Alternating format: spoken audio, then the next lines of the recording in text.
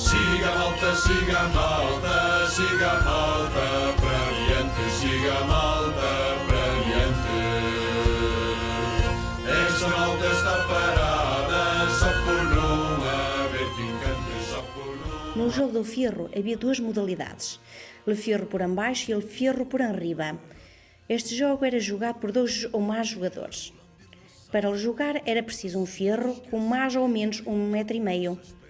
Fazias uma risca no solo para marcar o sítio de tiro, lançamento, bala ou não bala. O objetivo deste jogo é saber qual é o jogador que consiga tirar o ferro para mais longe da raia. O jogador que vai atirar agarra o ferro, escarrancha atrás da raia, balanceia-lo e atira-o o mais longe possível.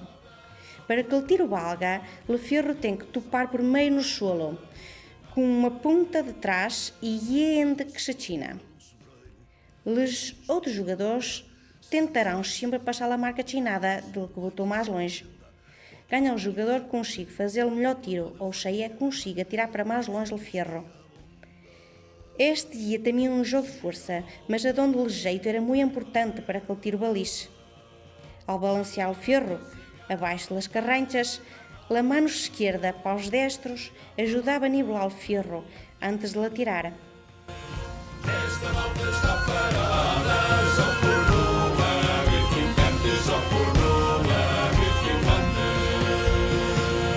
Siga malta, siga malta, siga malta e trema a terra, siga malta e trema a terra. Venga ganhar que perdi. O ferro por arriba tinha também um número mínimo de 2 jogadores.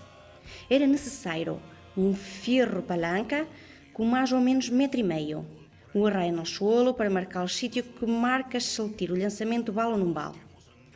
Como se joga? O jogador que vai atirar agarra o ferro, queda em pé atrás da raia, agarra-o de prumo, balança-lo acompanhando o balanço com o braço e o corpo e atira-o o mais longe possível. Para que o tiro valga, o ferro tem que topar por meio no solo, com a ponta de baixo, enquanto a ponta de riba cai para adiante. Muito parecido ao moderno lançamento de dardo, com 2 diferenças. Por ser mais pesado que o dardo, torna-se muito custoso botá-lo por arriba ao ombro.